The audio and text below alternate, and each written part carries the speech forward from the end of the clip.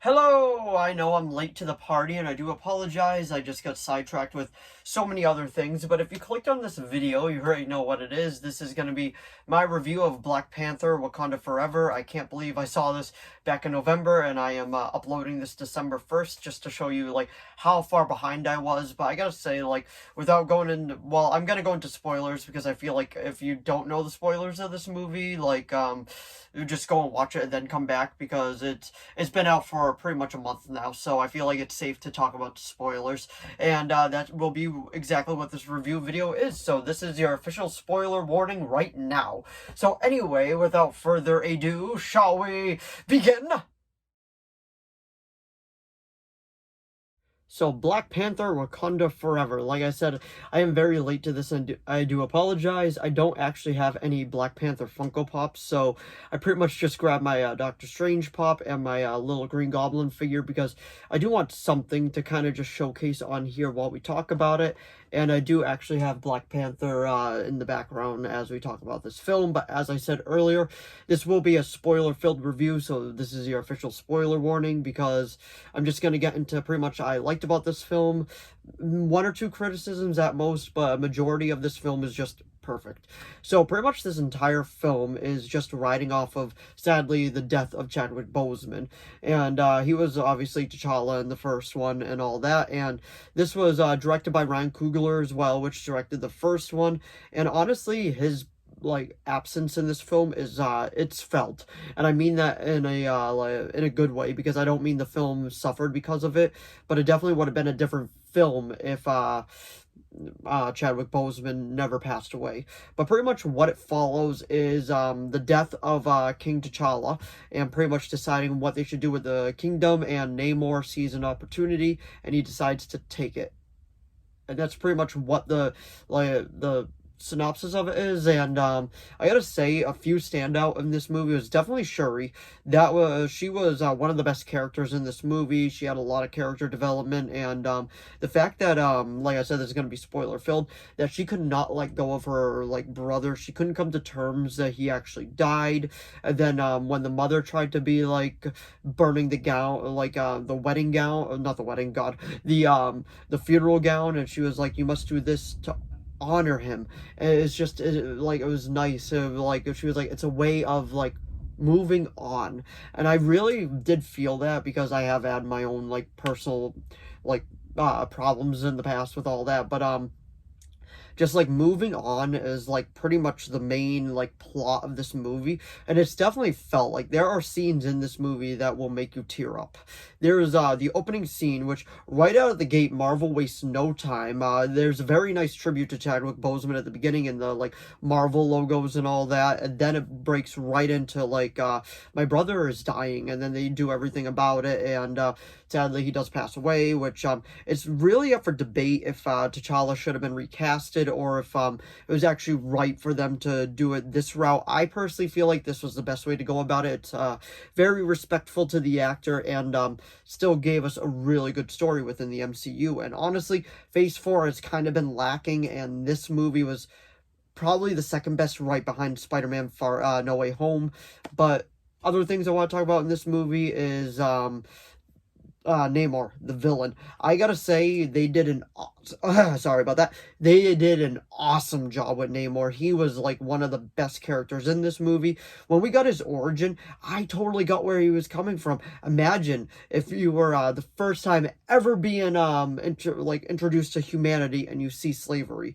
That is what he did. So obviously you would think that humanity was bad. I mean, I honestly agree with him. If you come out of like the ocean at that time and seeing how humanity was treating each other, it's just bad. So I do get his like just his plot in this movie, just the way that it was going. I'm like, okay, like this is actually like really, really good. He is one of the best written Marvel villains, if you want to call him that, in this. He does have some very villainous scenes, but he is one of the best Marvel villains in my opinion. I feel like they did an amazing job with him, and the way that he's just menacing, especially with the way that the other people of I can't remember the name of it. I know it's Mind Culture because they didn't want to do Atlantis because it would feel a bit too much like Aquaman, which I do get. I get that. You do want to separate yourself from the other side, which is DC, and I really enjoyed what they did. When we do go under to his version of the Underwater Kingdom, which I can't remember the name off the top of my head. Yeah, it is absolutely just beautiful to look at. I just wish it was like his Underwater Kingdom. I just wish it was a bit more like light, but I get it because it was pretty much at the bottom of the ocean, like it was hard to see and all that, which is very accurate with how it would be. So I do enjoy and respect that type of realism that they decided to go for with it. I thought it was actually pretty good, and I gotta say, like I was saying earlier, like he is absolutely one of the best parts of this movie. Like he is a great villain, completely get where he's coming from, and he is menacing when he wants to be. I can't believe I'm about to say this, but Namor was not a joke in this movie. He's definitely not like some of the comic books that I've read where he's just a guy with like wings on his ankles, and I'm like, what is this? No, he was menacing in this movie, and I really respect what they decided to do with him. And other thing I wanted to talk about is the attack on Wakanda, where he literally kills like half of the villagers and then kills the mother. I was shocked at that. I did not think there was going to be any other death in this movie besides T'Challa, and to see the mother get killed, I was shocked. I was like, oh, okay. And then Namor just is like, bury your dead, I'll be back in 7 days or 3 days, whatever it was. Make your decision if you're going to side with me or not. And I was like, oh, holy crap, like they are not holding back. Like this is brutal. He is brutal. And then the final fight I think is pretty good. I feel like it was a little lackluster compared to the other final fights within the MCU, but the one-on-one I feel like is really, really good between Shuri and Namor. That fight was awesome. You could feel like the pressure in it, and then that one part where she was like, "Vengeance has consumed us. Like it's time to move on," which was pretty much, I know it wasn't verbatim, but it was very close to what T'Challa said in Captain America Civil War when he was like, "Vengeance are consuming them. I won't let it consume me anymore." I'm like, that is an amazing line, and I'm very glad that they did kind of get to use a part of it over in this movie. But honestly, this movie is just, it's so good. Angela Bassett, who plays the mother, I wouldn't be surprised if she wins an award for this movie. She pours her heart and soul into the role. Same with Shuri, and some of the action scenes are awesome in this. It does run at like almost just about it's a long movie, but I gotta say, I feel like a good, like, 15-20 minutes could have been trimmed from it, but I'm not complaining. It's a great movie. If you haven't gone and seen it yet, definitely go see it, especially, even if you're not a huge Marvel fan, go see it anyway, because it is a great tribute to Chadwick Boseman. It's actually a really good story.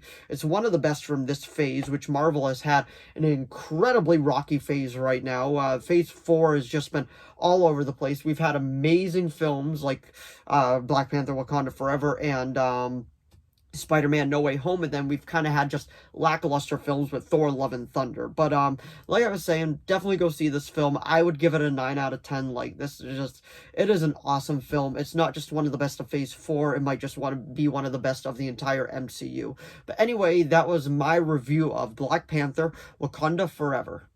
So if you enjoyed this video, please give it a like and a subscribe so I know to keep making more of these. If you have any video requests, please leave them down in the comments below. I'll do my best to reply. If you saw Black Panther Wakanda Forever, let me know what you thought of it down in the comments below. Did you love it? Did you hate it? Do you think it was just okay? Or were you just like, you're not going to remember it in a day or so? But I feel like that's not going to be the case with anyone, because this film was just really, really good. And like I was saying, if you have any video requests, let me know, because as of now, I don't have any video requests, so I'm just putting out videos as I see fit. But anyway, thanks for watching as always, and I'll see all of you in the next video. Bye!